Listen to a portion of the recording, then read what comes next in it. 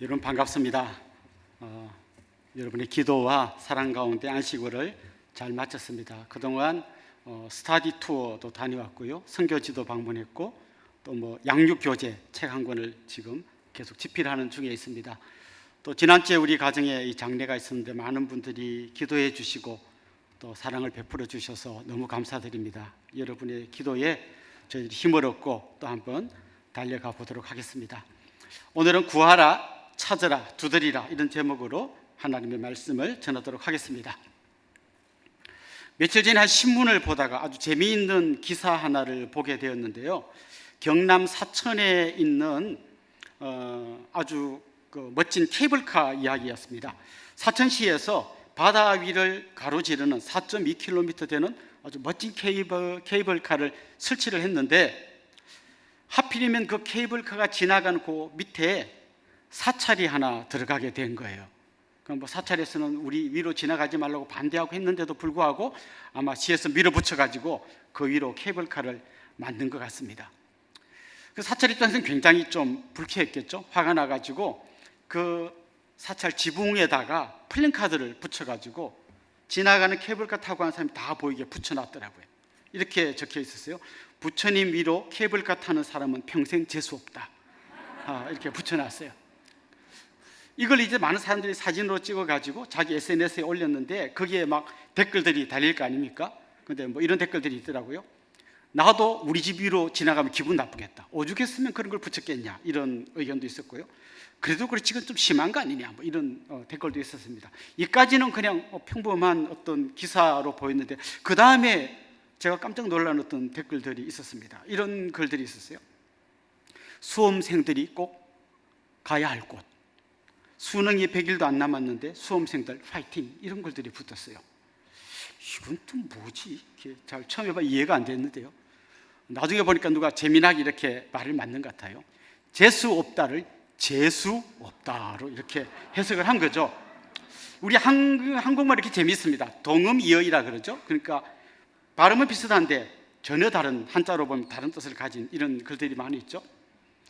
눈이 내려서 눈에 들어갔는데 그러면 이게 눈물인가요? 눈 녹은 물인가요? 이런 동음이어의 재미난 표현들이죠.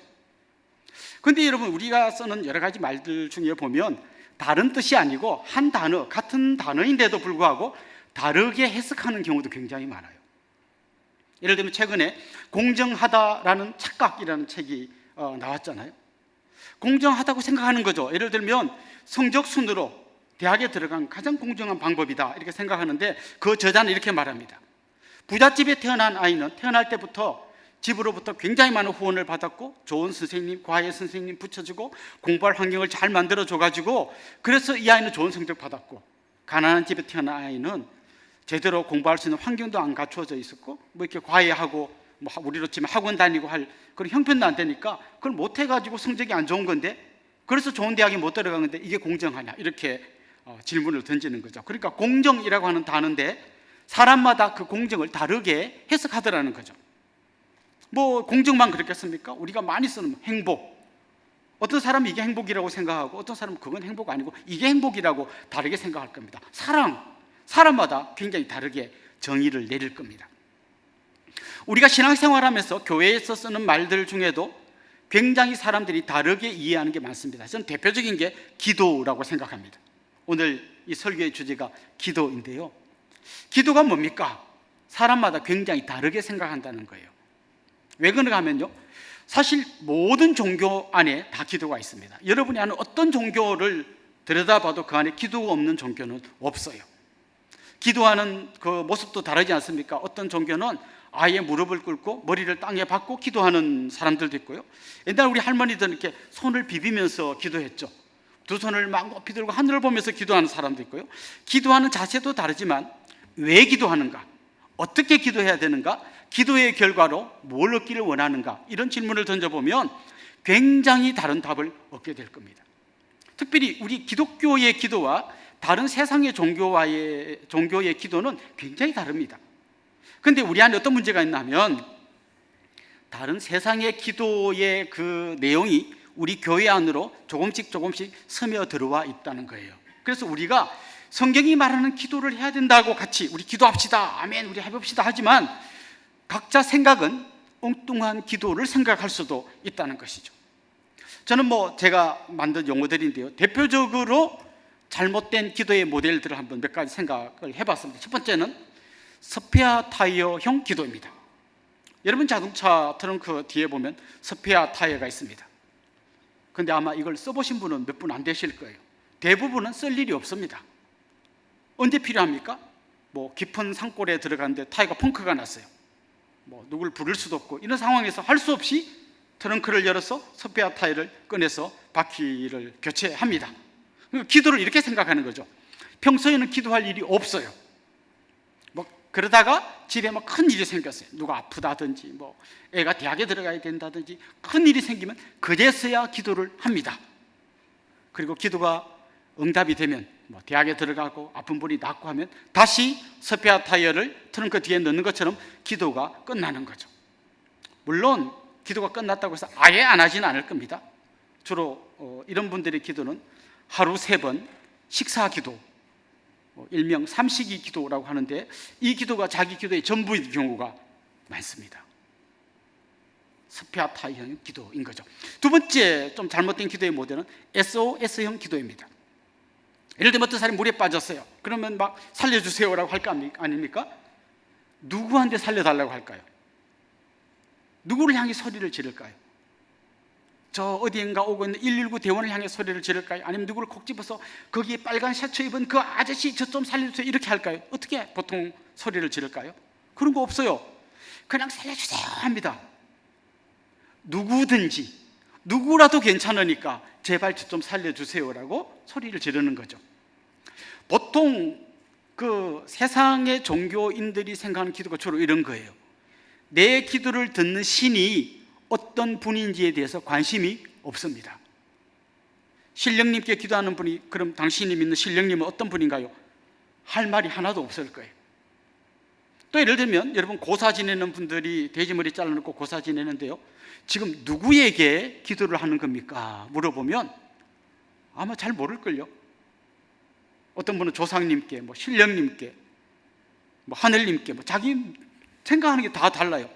그들이 생각하는 건 뭔가 하면 누가 도와주는 건 중요하지 않아요. 내가 간절하게 기도하면 누군가가 도와줄 거예요. 누군가가 어떤 신인지는 모르겠지만 그 신이 도와줄 거예요. 이렇게 기도하는 거죠. 세 번째 잘못된 기도의 유형은 자판기형 기도입니다. 자판기는 내가 넣는 만큼 나옵니다. 우리 옛날에 많이 여러분 드셔보셨죠? 그 믹스커피 한 잔에 100원 넣으면 한 잔 나옵니다. 10잔을 먹고 싶다면 1,000원을 넣어야 합니다. 넣은 만큼 나옵니다. 기도를 이런 걸로 생각하는 분들이 있습니다. 내가 하나님께 구한 만큼 나오는 거고 덜 나왔다면 덜 구한 거고 이렇게 생각하는 거죠. 그런데 여러분 자판기를 쓰다 보면 가끔씩 이렇게 오류가 생기잖아요. 분명히 1,000원 넣어서 10잔 뽑으려고 1,000원을 넣었는데 한 3잔 나오더니 안 나와요. 그럼 보통 어떻게 합니까? 두드립니다. 오늘 본문에 보면 두드리다는 말이 나오는데 기도가 응답 안 되면 막 두드리는 거라고 생각하는 거죠. 그러면요 놀랍게도 두드리다 보면 또 나오는 수가 있어요. 이렇게 기도를 생각하는 경우가 있다는 거죠. 아니면 두드렸는데 그래서 끝까지 안 나와. 그럼 어떻게 합니까? 발로 자판기를 뻥 차고 에이 하고 집에 갑니다.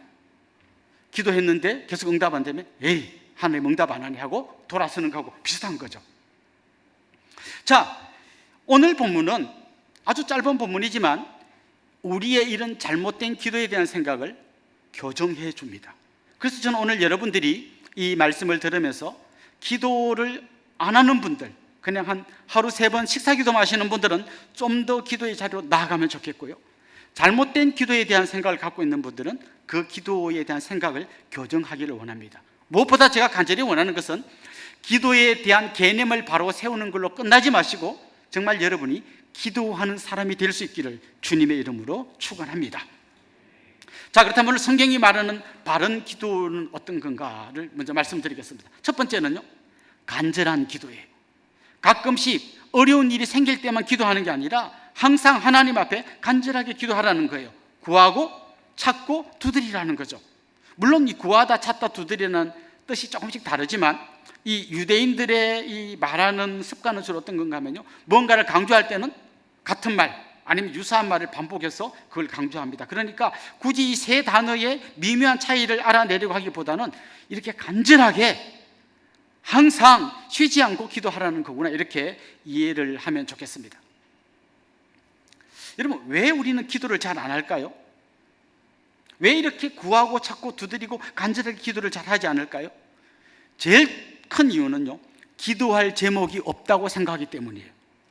다시 말하면 스페어 타이어를 꺼낼 만큼 우리 집에 뭔가 큰 어려움이 닥치고, 뭐 누가 아프고, 뭐 누가 막 시험에 떨어지고 막 실직당하고 이런 큰 어려움이 없기 때문에 기도할 일이 없다고 생각하는 경우가 많습니다. 그런데 여러분, 오늘 이 본문은 그냥 이렇게 우리가 잘 아는 구하라 찾으라 두드리라 이 말씀만 톡 있는 게 아니라 마태복음 5장에서부터 시작된 산상수훈이 계속 연결되고 있는 중입니다. 여러분, 앞에 그 산상수훈이 어떤 말씀 나왔는지 기억나시죠? 8가지 복. 심령이 가난한 자는 복이 있다. 애통하는 자는 복이 있다. 온유한 자는 복이 있다. 의에 줄이고 목마른 자는 복이 있다. 긍휼히 여기는 자는 복이 있다. 마음이 청결한 사람은 복이 있다. 화평케 하는 자는 복이 있다. 의를 위하여 박해를 받는 사람은 복이 있다. 뭐 이런 여러 가지 팔복이 나오잖아요. 그럼 보통 사람들은 굉장히 좋은 말이네 이러고 지나가지만, 진짜 이 말씀을 내 말씀으로 받은 사람은 이렇게 생각할 거예요. 나 진짜 이렇게 복 있는 사람이 되고 싶다. 정말 내가 심령이 가난하고 애통하고 의에 줄이고 목마르고 막 화평케 하고, 나 정말 이런 삶을 살고 싶다는 간절함이 있는 분들이 분명히 있을 겁니다. 근데 문제가 뭔가 하면 그게 생각보다 쉽지 않다는 거예요. 예를 들면 나는 화평케 하는 자가 되고 싶어요. 근데 가만 돌아보니까 우리 시어머니하고 우리 동서가 맨날 막 싸워. 내가 이 중간에 들어가서 좀 이 둘을 화평케 하고 싶어요. 그래가지고 시어머니한테 이야기합니다. 어머님이 한 분만 좀 봐주세요. 손톱도 안 들어갑니다. 동서한테 이야기합니다. 동서가 좀 이렇게 나이도 어리니까 무릎 꿇어. 내가 왜 무릎을 꿇어요? 이렇게 이제 됩니다. 그때 그 화평케 하려는 사람에게는 어떤 마음이 일어날까요? 암만 노력해도 내 힘으로 안 되는구나. 그 사람은 당연히 하나님 앞에 무릎 꿇고 기도하게 됩니다. 하나님, 제발 이 두 사람을 좀 화해시켜 주세요. 간절히 구하고 찾고 두드리면서 기도하게 되는 것이죠. 또 두 사람이 이렇습니다. 온유한 자는 복이 있다. 나 좀 온유하고 싶어. 막 이제부터 온유해야지. 그래서 벽에다 참을 인자 막 써놓고 이제부터 내가 웬만한 일은 참는다. 그런데 막 아들이 막 사춘기 아들이 깔짝깔짝거리면서 엄마 막 껐습니다. 그때 막 빠락합니다. 그래가지고 그 참을 인자는 안 보이고 막 쏟아붓습니다. 그러고 나면 이제 아들은 이제 지방에 문 닫고 들어가고, 그래서 거울 앞에 서보면 너무 초라한 자기가 보이는 거죠. 나 좀 온유하고 싶은데 왜 이렇게 안 되고 뭐 요만한 일에서 버럭하지? 그때 그 사람은 사실은요, 기도의 자리로 나가야 되는 거예요. 하나님, 저 정말 내 힘과 의지로는 안 되네요. 온유한 사람이 되고 싶은데 내 이 본성으로는 안 되네요. 하나님, 어떻게 하든지 그 그리스도의 십자가의 은혜를 생각하게 해주시고, 주님이 나를 있는 모습 그대로 품어줬던 것처럼 저도 좀 그렇게 품어주는 사람 되게 해주세요. 하나님 앞에 구하고 찾고 두드리면서 기도의 자리로 더 깊이 들어가게 되는 거죠. 그러면서 정말 내가 알고 보니까 진짜 영적으로 파산난 사람인 것을 깨닫고 심령이 가는 사람이 되고, 내 마음대로 안 되는 나를 보면서 애통하면서 하나님 앞에 기도하는 자리로 나아가게 되는 것이죠. 그 팔복 이야기가 끝나면 이어서 나온 얘기가 너희 의가 바리새인의 의보다 나아야 한다. 그러면서 몇 가지 예를 들죠. 예를 들면 뭐 살인하지 말라, 간음하지 말라, 이런 이야기가 나옵니다. 근데 주님 뭐라 그랬습니까? 사람 칼로 찔러 죽이지 않아도 누구를 미워하는 것만도 살인이고, 지나가는 여인을 보고 음욕을 품는 것만도 간음이다. 분명히 이 말씀을 내가 들었고 받았고 알아요. 근데 회사에 갔더니 막 과장님이 얼마나 갈구는지, 막 들어올 때도 갈구고 나갈 때도 갈구고, 막 그럴 때 막 속에서 뭔가 막 올라오는 거죠. 응? 나이는 나하고 동갑인데 진짜. 그러면서 막 휴가 갔다가 그분이 돌아올 때 정말 가서 뭔가 좀 사고 나서 죽지 왜 돌아왔냐, 막 이런 분노가 막 올라옵니다. 나도 모르게 막 살인을 하고 있는 거죠. 회사에 새로운 여직원이 들어왔는데 막 얼마나 날씬하고 예쁜지 막 계속 눈이 가고 막 계속 쳐다보게 됩니다. 그리고 어느 순간 이런 생각이 막 올라옵니다. 조금만 늦게 결혼했더라면 저런 사람 만날 수 있을 텐데. 그러다 어느 순간 깨닫습니다. 또 내가 살인하고 간음하는 그 자리에 계속해서 반복해서 들어가는구나. 나 언제까지 이렇게 살아야 되지? 그런 마음이 들 때 그리고 그게 내 마음대로 안 되고 내 의지와 내 결심만으로 안 될 때 기도의 자리로 나아가는 거죠. 성령님이 오셔서 내 머리끝부터 발끝까지 좀 압도해 주십시오. 내 이 완악한 마음들을 녹여주시고 내 죄악들을 잘라주시고 나를 새롭게 해주십시오. 진짜 하나님 앞에 나가서 무릎 꿇고 기도하게 되는 것이죠. 계속 이어서 나오는 주기도문에 보면 그런 기도가 나오잖아요. 나라가 임하옵시며, 하나님 나라가 임하셔서 하나님의 통치를 받게 해주세요. 특별히 아직도 하나님의 통치를 받고 있지 않는 우리 어머니, 안 믿습니다. 하나님 어떻게 하면 좋습니까? 그 마음을 열어주세요. 전화했는데 또 듣지도 않아요. 그럼 또 기도하는 거죠. 하나님 우리 어머니 마음을 녹여주시고 주위에 정말 좋은 분들을 붙여주시고 어떻게 하든지 성령이 저 마음을 열어주셔서 예수 믿고 하나님의 통치를 받는 천국 백성 삼아주십시오. 기도하게 되는 것이죠. 구하고 찾고 두드리면서 기도하는 것이죠. 가끔씩 보면 이런 분이 있습니다. 제가 교회는 몰래 다니지만 제대로 뭔가 사명을 감당하는 거는요, 우리 시어머니 돌아가시면 할게요. 저는 이런 질문을 던지고 싶어요. 천국과 지옥이 있는 걸 믿습니까? 시어머니가 예수 안 믿으면 지옥 간다는 걸 믿습니까? 그럼에도 불구하고 그런 말을 한다는 것은 그 사람이 얼마나 악한 사람이든지 아니면 얼마나 믿음이 없는지 둘 중에 하나인 거죠. 정말 기도해야 되는 거죠. 하나님 우리 시어머니를, 우리 어머니를, 내 친구를, 우리 옆집 사람을 하나님 구원해 주십시오. 기도하는 거죠. 또 우리 주기도문 앞에 나오는 그 말씀에 보면 우리가 우리 죄를 사해준 것 같이 하나님 제 죄를 좀 용서해 주세요. 기도하지 않습니까? 근데 내가 누가 용서가 안 돼요. 성경에 보십시오. 시편 한번 읽어보십시오. 다윗이 쓴 수많은 시편들을 읽어보십시오. 다윗이 용서해야 되는 걸 몰랐겠습니까? 알았겠죠. 근데 용서가 안 되는 거예요. 그래서 막 그 시편에 보면 온갖 말이 다 나오잖아요. 하나님 저 인간 좀 빨리 데려가 주세요. 수명을 단축시켜 주세요. 저 인간 부인은 과부가 되게 해주시고 저 인간 아들은 고아가 되게 해주셔서 그냥 빌어먹게 해주세요. 막 저주의 기도를 하나님 앞에 올려드립니다. 그러면서 그거 하나님 앞에 씨름하는 거예요. 막 씨름하다가 내 안에 이런 악함이 있구나, 나를 죽이려고 하는 저 사람하고 나도 다르지 않구나, 이런 것들을 깨달으면서 또 하나님 앞에 회개의 눈물을 흘리고 그러면서 자기의 모난 부분들을 깎아내고 그렇게 하는 거죠. 야곱이 자기를 찾아온 하나님의 사자와 씨름하지 않았습니까? 처음엔 이 사람을 이겨먹으려고 씨름하다가 나중에는 그 씨름 가운데서 자기의 이 관절이 어긋나는 이런 고통을 겪으면서 자기가 야곱이라는 고백을 합니다. 저는 남의 뒷발꿈치를 잡는 사람, 남을 속이는 그런 나쁜 놈이라는 것을 고백하게 됩니다. 그리고 그 하나님의 사자로부터 내 이름을 이스라엘이라고 하라고 하는 자기가 처음에 그를 붙들었을 때 이겨먹으려는 그 생각과는 전혀 다른 그런 응답을 체험하게 됩니다. 이게 기도인 거예요. 그래서 기도는 특별히 뭐 어려운 일 있을 때 좀 하고 없으면 없어지는 기도가 아니라 내 인생 전체가 이 문제를 가지고 끊임없이 하나님 앞에 나가서 씨름하며 나아가야 되는 거예요. 이게 기도의 진짜 의미인 거예요. 간절한 기도, 구하고 찾고 두드리는 기도인 거죠. 두 번째, 오늘 본문이 이야기하는 기도의 중요한 의미는 뭔가 하면요, 기도의 대상이신 하나님을 제대로 알고 기도하라는 거예요. 우리 기도를 들으시는 하나님은 너무나 좋으신 아버지라는 것이 오늘 본문의 이야기입니다. 오늘 본문에 그런 비유가 나옵니다. 아들이 아버지한테 떡을 달라고 하는데 돌을 줄 아버지가 있겠느냐, 이렇게 이야기합니다.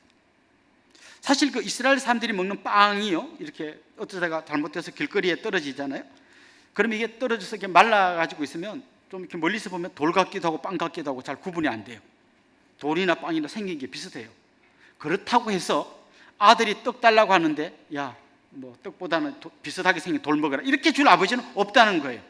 그 아버지가 막 굉장히 도덕적이고 막 성품이 고결해서 그렇게 하는 게 아니라 외지간한 아버지는 아들이 떡 달라고 하면 떡을 준다는 거죠. 거꾸로 아들이 뭘 몰라가지고 아빠 저는 차라리 저걸 주세요 하고 돌 달라고 할 때 아빠가 그래 돌 가자, 이렇게 하는 아빠는 없다는 거죠. 아들이 돌 달라고 해도 얘 이건 먹는 게 아니야, 떡 줄게 하고 떡을 주는 아빠가 제대로 된 아빠라는 거죠. 특별히 훌륭한 아빠가 아니라 외지간한 아빠는 그게 정상이라는 거죠. 아들이 생선을 달라고 하는데 뱀을 줄 아버지는 없다는 거죠. 아들이 철이 없어서 그럼 아빠 뱀 주세요 했더니 아빠가 그래? 너 아주 입맛이 좀 특이하구나 하고 뱀 줄 아버지는 없다는 거예요. 웬만한 아버지는 생선을 준다는 거죠. 이렇게 말합니다. 사실 완벽하지 않은 아버지, 어떻게 보면 좀 문제가 많은 아버지라도 자기 자식한테 제일 좋은 걸 주려고 한다면 하나님 아버지를 어떻게 했나요? 바울이 말한 것처럼 그 하나님 아버지는 자기 아들까지 아끼지 않고 우리에게 주신 분인데, 그 아버지께서 우리에게 가장 좋은 것을 가장 좋은 때에 주시지 않겠느냐는 것이 오늘 주님의 말씀인 거죠. 그러니까 우리가 기도할 때 누구든지 하여튼 내가 간절히 기도하니까 누구라도 좀 응답해 주세요, 이렇게 기도하는 게 아니라는 거죠. 하나님께 기도하지만 하나님이 어떤 분인지 생각지도 않고 그냥 때만 쓰는 그런 기도가 아니라는 거죠. 그 하나님이 가장 좋은 것을 주시는 아버지라는 것을 알고 기도해야 된다는 거죠. 우리가 이 앞에서 살펴본 마태복음 6장 31절 32절에 보면 이런 말씀이 나옵니다. 그러므로 염려하여 이르기를 무엇을 먹을까 무엇을 마실까 무엇을 입을까 하지 말라. 이는 다 이방인들이 구하는 것이라. 너희 하늘 아버지께서 이 모든 것이 너희에게 있어야 할 줄을 아시느니라. 그러니까 우리의 간절한 기도라는 것은 하나님 떡을 주세요, 막 떡을 주세요, 떡을 주세요, 떡을 주세요, 이렇게 하는 것이 간절한 기도가 아니라는 거예요. 진짜 내 기도를 들으신 아버지께서는 이 내가 기도하는 과정을 통해서 나에게 가장 좋은 것을 주시는 분이라는 거죠. 아까 앞에서 제가 자판기 이야기했습니다만은 자판기식 기도는 굉장히 간단해요. 그냥 누르면 돼요. 이건 하루 3번 식사 기도만으로 충분히 가능합니다.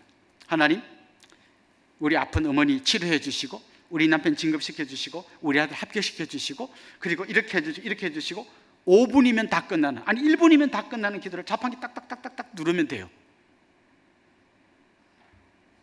근데 이런 기도가 아니라는 거죠. 내 기도를 들으시는 아버지는, 때로는 여러분이 진짜 좋은 아버지를 만났다면 그 아버지 앞에 가서 온갖 말 다 할 거예요. 온갖 말 다 할 거예요. 어떨 때는 막 아빠 최고 이런 얘기도 하지만, 막 어떨 때는 막 아빠는 진짜 막 내가 해달라고 해주지도 않고 막 대들기도 하고 막 따지기도 하고 그 앞에서 막 들어누워서 막 울기도 하고 다 할 거예요. 근데 놀랍게도 성경에 보면 그런 이야기들이 다 나옵니다. 욥 같은 경우에 막 고난을 받으면서 하나님 앞에 나가지고 막 울면서 떼를 쓰죠. 처음에는 막 주신 이도 하나님, 취하신 이도 하나님, 하나님 찬송 받으세요, 막 아주 굉장히 좋아하는데, 나중에 막 가다 보면 하나님이 내 곁에 계신 건 알겠는데 안 보이네요. 무슨 말입니까? 하나님 도대체 어디 계십니까? 이렇게 막 하나님 앞에 대드는 것이죠. 그런데 하나님은 좋은 아버지이시기 때문에 그런 기도를 들으실 준비가 다 되어 있는 거예요. 앞에서 말한 다윗처럼 막 몸부림치면서 저 인간 죽여주세요 하는데도 하나님 묵묵히 그 기도를 듣고 계시는 거예요. 이번 안식월 때 제가 읽은 책 중에 박완서라는 작가가 쓴 한 말씀만 하소서라고 하는 그렇게 두껍지 않은 책을 한 권 읽었는데요. 이 박완서 작가는 캐톨릭 신자예요. 이분의 아들이 의대에 진학한 정말 반듯한 아들이 있었는데 그 아들이 25세 사고로 죽었습니다. 그러니까 이 어머니가 막 고통하면서 일기를 쓴 거예요. 그리고 그 일기장을 나중에 좀 마음이 잘 정리된 다음에 책으로 낸 게 한 말씀만 하소서라고 하는 책입니다. 그 책에서 이 작가가 막 하나님한테 계속 이야기합니다. 하나님 안 계신 거죠? 계시다면 어떻게 내 삶에 이런 일이 일어날 수 있습니까? 우리 아들이 뭘 잘못했길래 하나님 데려가셨습니까? 그리고 사람들이 뭐 우리 아들을 하나님 사랑해서 데려갔다는데 막 그런 말 들으면 저 미칠 것 같습니다. 막 온갖 말을 다 써놨어요. 그래서 이런 말도 막 써놨습니다. 하나님 안 계시죠? 했다가 아니요, 하나님 계셔야 합니다. 계셔야 내가 따질 대상이라도 있지, 하나님마저 없으면 내가 누구한테 따지겠습니까? 막 이렇게 갔다가 저렇게 갔다가 울다가 막 그러면서 이 여인이 밥도 못 먹고 막 그냥 몇 날 며칠을 굶다가 또 막 조금만 먹으면 다 막 그 설사하고 막 변비에 걸려서 변도 못 보다가 그냥 올라갔다 내려갔다 막 하면서 이 글을 썼더라고요. 그런데 우리 아버지는 그런 이야기를 다 들으실 준비가 되어 있으십니다. 중요한 것은 우리가 힘들다고 기도가 빨리 응답되지 않는다고 하나님을 떠나는 게 아니라 하나님 앞에서 때로는 울고 때로는 웃고 기뻐하고 그 발을 잡고 늘어졌다가 때로는 대들었다가 때를 쓰더라도 그 하나님 앞에 머무는 거예요. 아버지니까 우리가 그렇게 할 수 있는 것이죠. 그런데 하나님은 그 과정을 통해서 내가 기도하는 것과 다른 내가 생각지도 못한 더 크고 더 놀라운 것들을 계속해서 주신다는 것을 믿음으로 고백하며 기도해야 됩니다.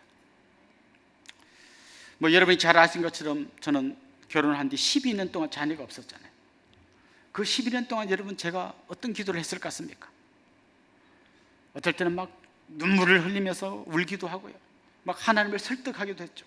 하나님, 한나가 기도할 때 사무엘을 주셨잖아요. 그래서 우리 가정에 그렇게 해야 사람들이 기도를 해야 되겠구나 이렇게 하지, 목사가 기도해도 되지도 않는데 기도할 필요 없겠는데 이러면 하나님 어떻게 되겠습니까? 하나님도 생각 좀 해보시고 빨리 자녀를 주세요, 이렇게 설득도 했다가요. 나보고 어쩌라는 겁니까? 막 하나님 앞에 탄식도 했다가 그 12년 세월 그런 기도를 하나님 앞에 계속해서 드렸죠.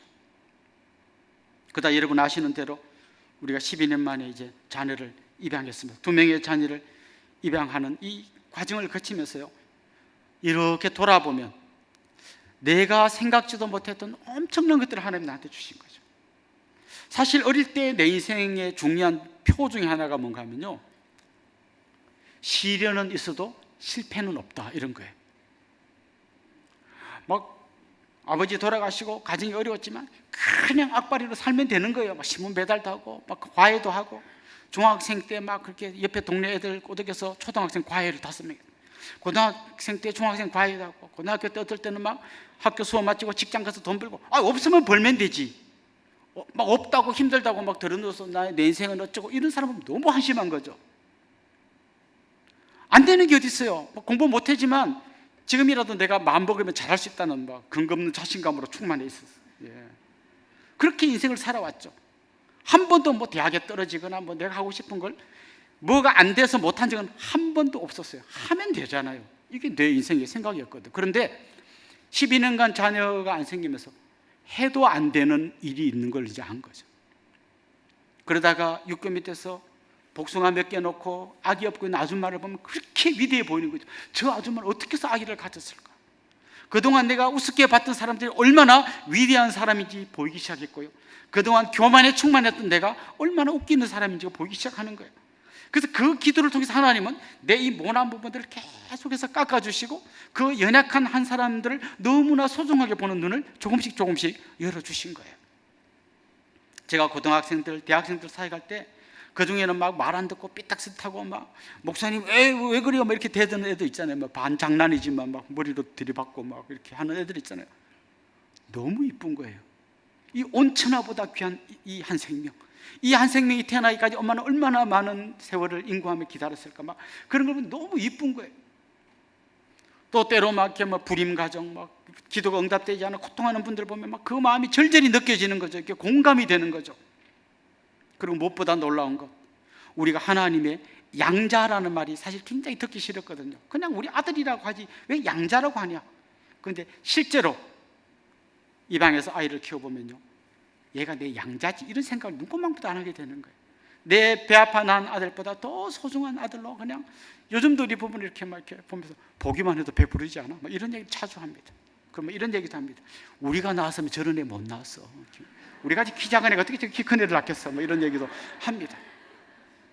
이 수많은 과정들이요, 하나님 앞에 엎드려 기도하고 막 탄식하고 울고 떼쓰고 했던 이런 시간들이 사실은 그냥 기도 떼써도 안 되네 이런 게 아니라 그 과정 속에서 내가 구하지 않은 더 크고 더 놀랍고 더 엄청난 것들 하나님이 엄청나게 부어주신 것을 우리가 비로소 발견하게 되는 거죠.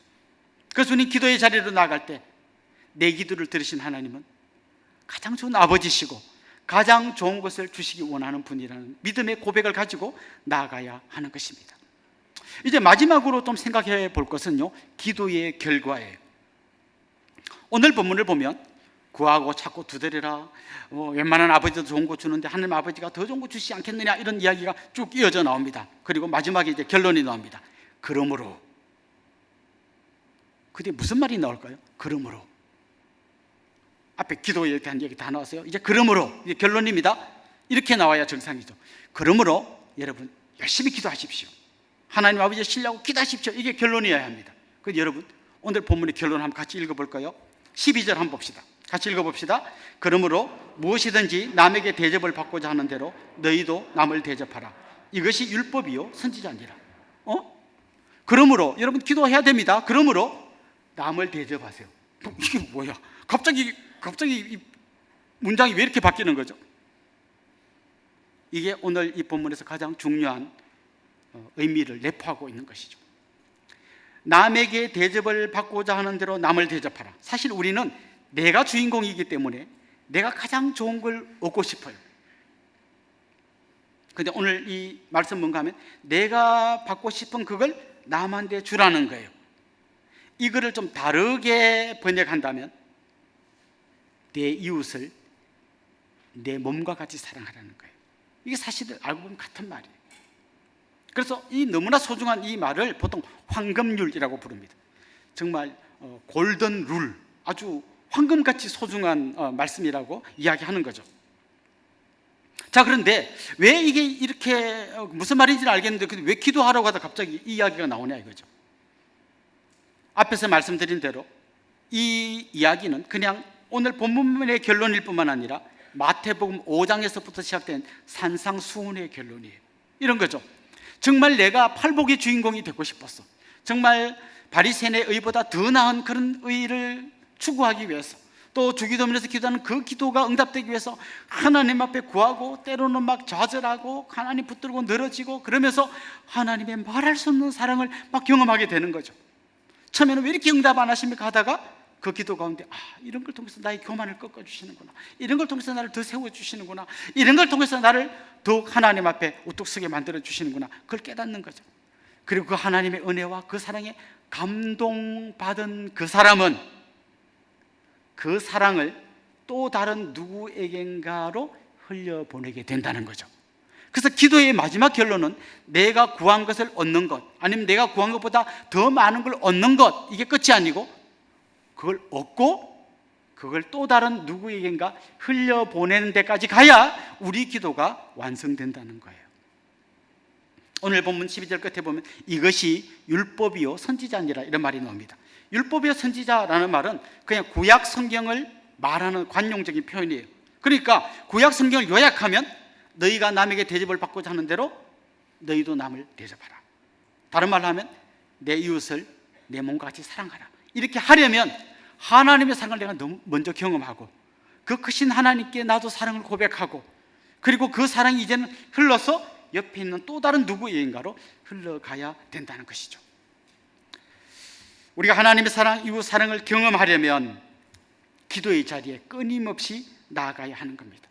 거기서 내 모습이 더 깎여지고 텅 빈 가슴에 주님이 자리를 잡게 되고, 거기서 정말 미워하던 사람들을 진심으로 용서하게 되고, 그 기도의 자리에서 내 욕심을 내려놓고 아버지의 뜻을 구하게 될 때 비로소 우리는 우리 안에 있는 놀라운 하나님의 사랑, 이웃 사랑의 그 모습, 그걸 우리가 발견하게 된다는 것이죠. 그래서 이 황금률은 기도를 이야기한 오늘 본문의 결론인 동시에 산상수훈의 결론의 말씀인 것이죠. 사랑하는 성도 여러분, 여러분의 기도를 한번 돌아보십시오.